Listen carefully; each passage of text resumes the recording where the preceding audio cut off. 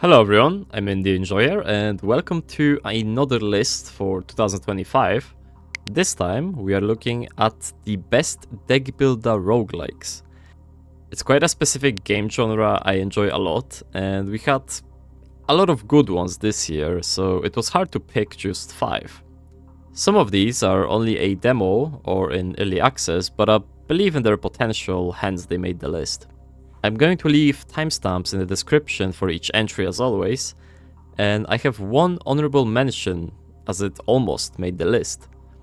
And that game is Die For the Lich, a great game with darkest dungeon-like visuals, and if it was a top 5 list, it would make it here, so I believe it deserves the shoutout.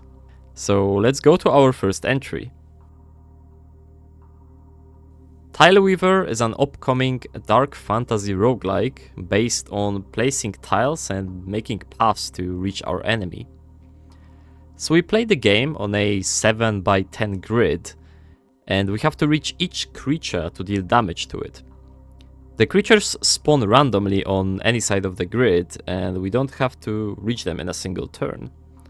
We also have spells which help us in each battle, but to use them we have to collect corresponding mana from the grid tiles, and we also have artifacts which give us permanent bonuses.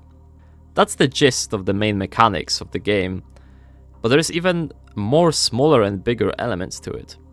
The Tetris-like tile placing is a unique concept that I didn't see in other deck builders really, and it works really well. It provides a big element of strategy.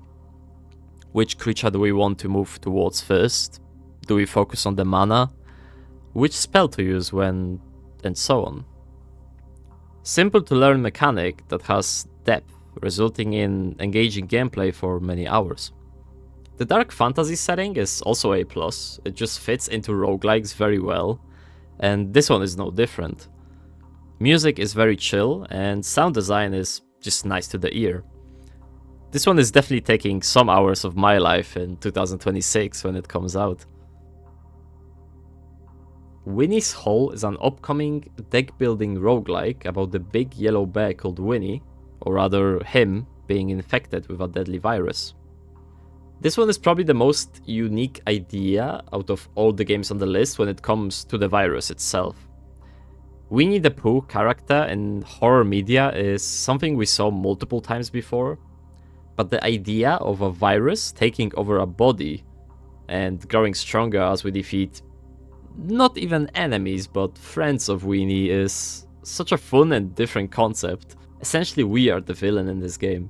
We use Tetris-like blocks to fill spots in the brain of Winnie when we fight to do all the usual actions such as attacking, blocking and more. In between fights, we go to a different organ inside the body and grow the virus there, using similar blocks. It feels so unusual to progress from one fight to another through going to an exit inside the body of an organism. Visually, it's quite cartoonish, and even though we see inside of a body often, it's drawn in a clean and easy to read way. The most fun visual aspect is probably seeing Winnie transform as we get more and more mutations. We can see arms and other weird limbs coming out of his body the more we progress. So again, outside of Winnie being inside the horror media, the concept itself is very unique. Some mechanics are also very fresh. For example, consuming more resources rewards us with a higher rarity perk. It mixes the horror and goofiness of the idea itself well. I'm definitely coming back for the full release. Runeborn is a released early access roguelike which mixes deck building and slot machine-like gameplay in a theme of dark fantasy, mythology-ish setting. I rocked up quite a few hours with Runeborn. You start with 5 different colored runes and 6 wild ones, and try to spin for the best possible combo to deal damage and kill the monster before your tries run out. Due to the nature of slot machine-like games, it is quite RNG heavy, especially early in the run, and the best possible way to win is to make your spins more consistent. This can lead to some runs where you get nothing of value from the shop and your spins being unlucky. But if you like to play deck builders for that 1 in X godlike runs to just smash through the enemies, then Runeborn is definitely a good choice for that. Usually you will be aiming for one color of the rune to be your main one, but no matter which one you go for, any and each of them are valid for winning a run, even when they have a different identities when it comes to their respective items, which is a big plus in the balance sector. The art and music are very lovely in this game. It just feels good to look and immerse yourself in it as you play it. I especially love the music during shopping for items. Devs are constantly working on the game, which is always good to see, and I strongly believe that it deserves to be on this list.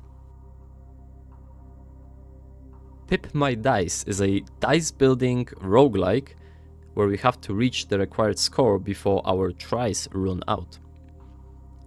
A lot of people compare it to Balatro, and for a good reason. On top of the gameplay being similar, as we have to reach a certain score and the combinations are scored based on poker hands, the vibe of the game itself is this sort of slow and chill, colorful audiovisual experience. As the name suggests, the main way to become stronger and reach those high numbers is to modify your dice. We can do it through changing the face number of the die, add an effect to it, or paint the whole dice in a buffing color or texture. We also get 3 slots to put our dice in, meaning we can play more than one hand each try to reach our goal, and it's actually a big part of the game. Overall, the game is relatively simple to what it actually has to offer, but I still spent quite a bit of time with it after recording a video on it. It does get quite addicting, just like Balatro. Our console is an upcoming 2D dice builder where we use set dice to cast spells and win against our opponents. The main mechanic consists of rolling the dice and fitting the rolled number into a spell. For example, a spell might require to use a dice that has rolled 3 or less for that spell to be used. The whole experience does feel more RPG-like compared to other deck or dice builders I played, due to gameplay and visual style of the game. This is probably the most varied game out of all the ones on the list. There are so many effects, spells, keywords, enemies and so on that even after playing for an hour for the video, I felt like I knew nothing about it.